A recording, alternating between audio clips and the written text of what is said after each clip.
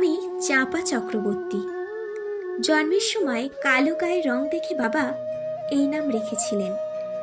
ছেলেপক্ষের সামনে নিজেকে হাজির করতে করতে আমি বড় ক্লান্ত। আজ আমার বিয়ে। 37-এ এসে অবশেষে একখানা বর জুতোতে পারলাম, যদিও তাদের দাবি একটু বেশি। 10 ভরি সোনা আর নগদ 50,000 টাকা। আমার সাজানো শেষ। লাল বেনারসি আর চন্দন, কালো চামড়ার ওপরে সাদা চন্দনটা ভারী চোখে পড়ছে।